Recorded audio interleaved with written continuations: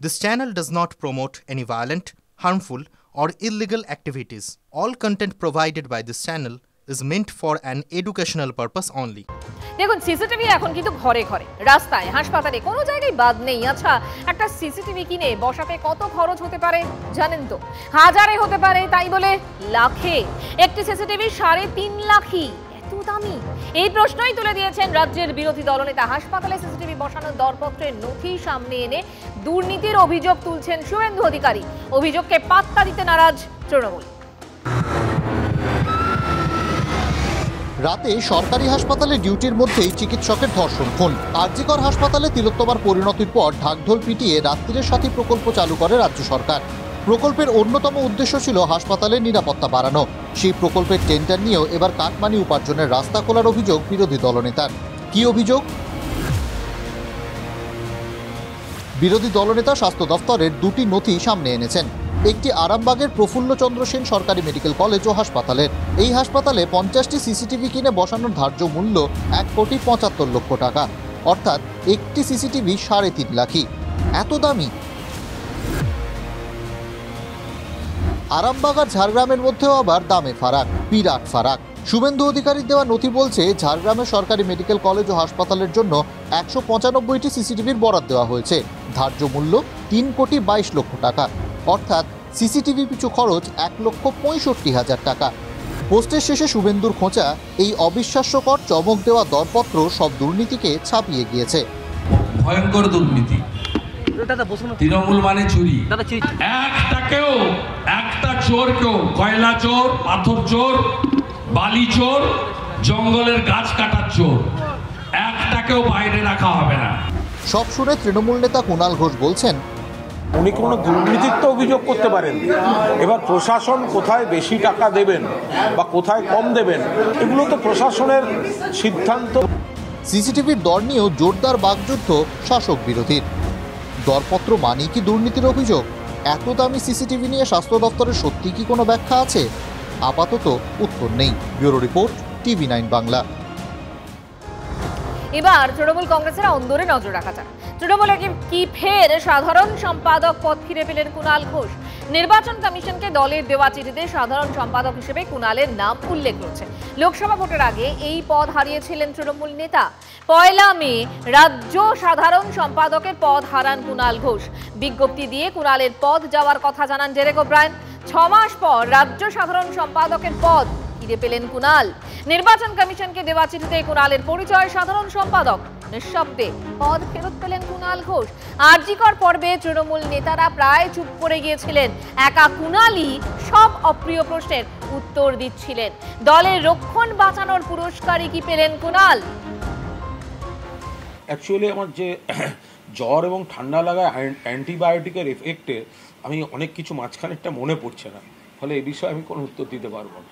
আমি দলের প্রতি অনুগত, আমি পারফর্মও করি। শুধু আমি এর লোক, আমি ওর লোক, এইভাবে তো হতে পারে না। আমাকে তো পারফর্ম করতে হবে।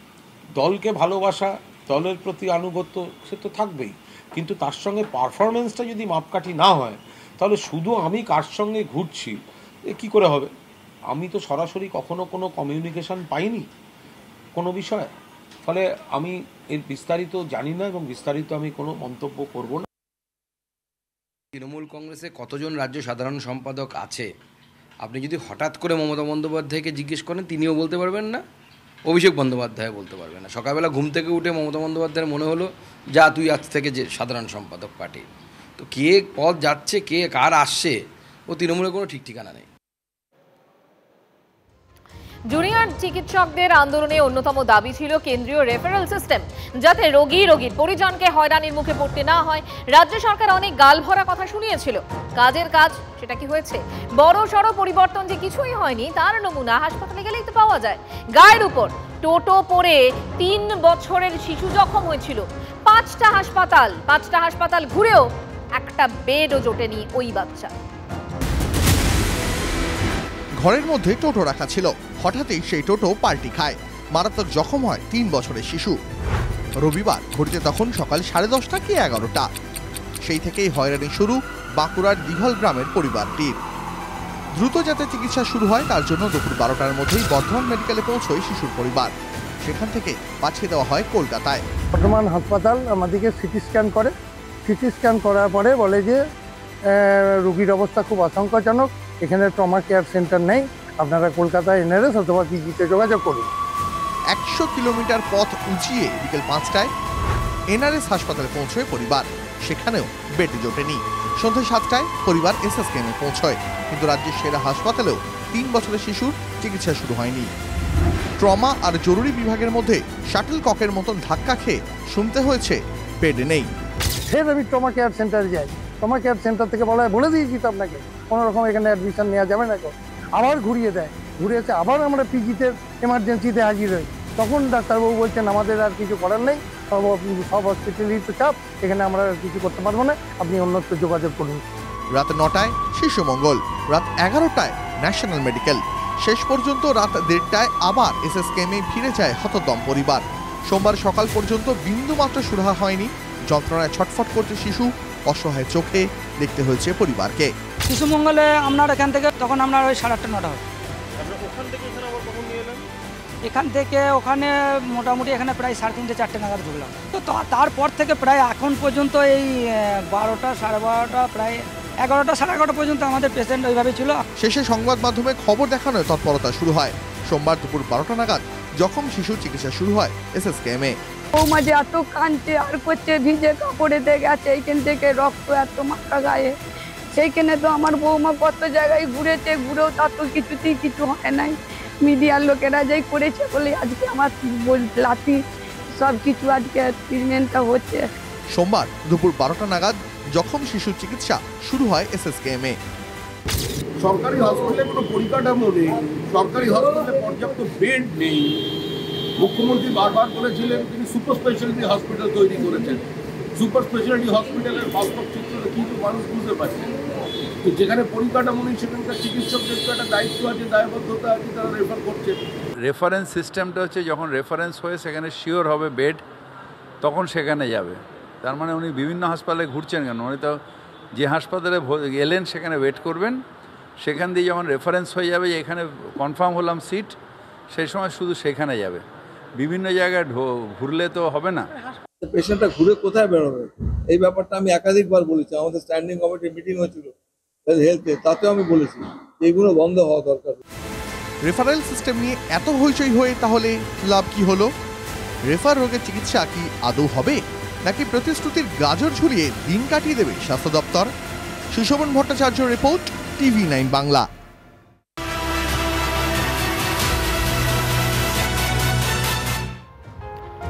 শুরু আরজিকর ধর্ষণ খুন মামলার বিচার প্রক্রিয়া। শিয়ালদা আদালতে সাক্ষ্য গ্রহণ, সাক্ষী দিতে আদালতে তিলোত্তমার বাবা। সিবিআই পক্ষের 51 জন সাক্ষীর সাক্ষ্য গ্রহণ। সাক্ষীদের তালিকা দেওয়া হয়েছে সঞ্জয়ের আইনজীবীকেও। সিবিআই পক্ষের সাক্ষ্য শেষ হলে সঞ্জয় পক্ষের সাক্ষীদের সাক্ষ্য। ডিসেম্বরের দ্বিতীয় সপ্তাহের মধ্যে শুনানি শেষ করার চেষ্টায় আদালত। দ্রুত মামলার নিষ্পত্তির লক্ষ্যেই এই পদক্ষেপ। বৃহস্পতিবারের সাক্ষ্য পর্ব শেষ হলে ফের পরের সপ্তাহের শুনানির দিন ধার্য হবে। এর মধ্যেই অভিজিৎ মণ্ডল এবং সন্দীপের বিরুদ্ধে অতিরিক্ত চার্জশিট জমা হতে পারে ইঙ্গিত সিবিআই এর। যারা পুলিশের ওপর ভরসা না দেখে সিবিআই করলো, তাদের মুখ পড়েছে। তাদের বলার দিন যে তারা কি করবে। আমরা আজও বলছি যে প্রশাসন কখনোই অন্যায়ের কোনো রকম প্রশ্রয় দেয় না এবং ফাঁসি হবেই। সব তথ্য তুলে সিবিআইকে দেওয়া হয়েছে। পলিটিক্যাল কারণে কি বলবে কে আমি জানি না। উচ্চ মাধ্যমিকের মতোই এবার মাধ্যমিকেও অনলাইনে ফর্ম ফিল আপ। 2025 সালে যে ছাত্রছাত্রীরা মাধ্যমিক পরীক্ষা দেবেন তাদের ফর্ম ফিল আপ হবে অনলাইনে। সেটা করবে স্কুলই। মাধ্যমিক শিক্ষা পর্ষদের এই সিদ্ধান্তে কি সুবিধা হলো, নাকি স্কুলের উপর চাপ আরো বাড়লো? কিভাবে দেখছেন শিক্ষকরা, দেখুন। সময় বদলাচ্ছে, ক্রমশ আধুনিক হচ্ছে শিক্ষার পরিকাঠামো। তারই অংশ হিসেবে এবার মাধ্যমিক পরীক্ষার ফর্ম ফিল আপও অনলাইনে। 2023 সাল থেকে উচ্চ মাধ্যমিকে অনলাইন ফর্ম ফিল আপ শুরু হয়েছে। একই পথে হাঁটছে মধ্যশিক্ষা।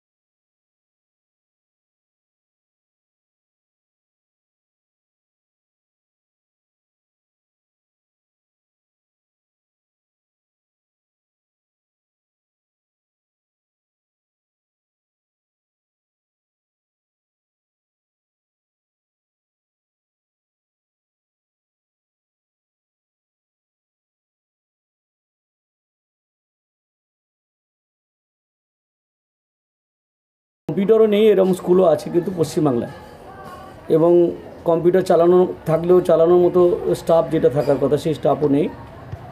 কিছু কিছু স্কুলকে গিয়ে আবার সাইবার ক্যাফেতে গিয়ে সেই কাজ করতে হয়, সেখানে ভুলভ্রান্তি হওয়ার সম্ভাবনা থাকে, বা সাইবার ক্যাফেতে যাদেরকে দায়িত্ব দেওয়া থাকে তারাও কিন্তু ভুলভ্রান্তি করে দিতে পারে।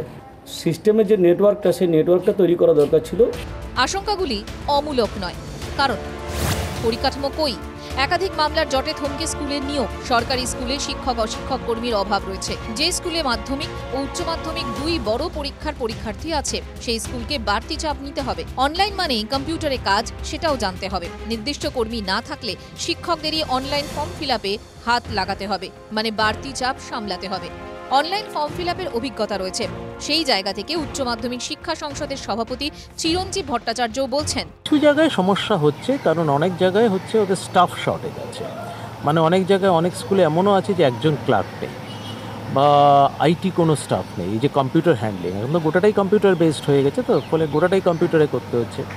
বেশিরভাগ ক্ষেত্রে কোনো টিচাররাই সেটা ভলেন্টারিলি করেন, বেশিরভাগ ক্ষেত্রে। তো ওইটা একটু ম্যান পাওয়ারের একটু সমস্যা আছে।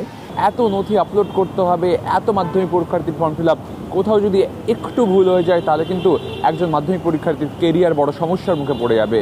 প্রধান শিক্ষক সংগঠনের নেতাদের অভিযোগ, এমন একটা গুরুত্বপূর্ণ সিদ্ধান্ত রাজ্যের শিক্ষক সংগঠনগুলোর সঙ্গে মিটিং না করে করা হয়েছে। 2, এই অ্যাডমিট কার্ড স্কুলগুলো যে ডাউনলোড করবে তার সেই ইনফ্রাস্ট্রাকচার ম্যান পাওয়ার আছে কিনা পর্ষদের জানা উচিত ছিল। এই অ্যাডমিট কার্ড ছাপতে গিয়ে তাদের টেন্ডার দিয়ে ভেন্ডার নিয়োগ করে কোটি কোটি টাকা খরচ হতো, সেই টাকাটা কি স্কুলগুলোকে দেওয়া হবে? সমস্ত টাকাটা স্কুল কর্তৃপক্ষের হাতে দিতে হবে। অনলাইনে কাজকর্মগুলো এখন আস্তে আস্তে স্কুলের ঘাড়ে চাপিয়ে দেওয়া হচ্ছে। টিচার বা কম্পিউটার অ্যাসিস্ট্যান্ট সেই অর্থে সব স্কুলে আছে বলে মনে হয় না, কাউকে না কাউকে তো করতে হবে। সেক্ষেত্রে কেউ যদি দায়িত্ব এড়িয়ে যায় সেক্ষেত্রে সেই দায়িত্বটা এই সময় ঘাড়ে এসেই পড়ে। ভালো উদ্যোগ এবং যুগের সঙ্গে তাল মিলিয়ে এটা হওয়া তো বাঞ্ছনীয় ছিল, কিন্তু যেটা সমস্যা হয়ে যাবে সেটা হচ্ছে যে কারা এই কাজগুলো করবে। আমার গ্রুপ ডি কর্মী 2019-এ একজন রিটায়ার করেছেন, তার জায়গায় এখনও পর্যন্ত লোক পাওয়া যায়নি। এখন যিনি অনলাইনে এই কাজগুলো করছেন তিনি আর কয়েক মাস বাদেই রিটায়ার করবেন, যে ক্লার্ক করছেন। এখনই আশঙ্কায় রয়েছি যে উনি চলে যাওয়ার পরে কাজটা কে করবে। সুবিধা ও অসুবিধা, অনলাইনে ফর্ম ফিল আপের ক্ষেত্রে 2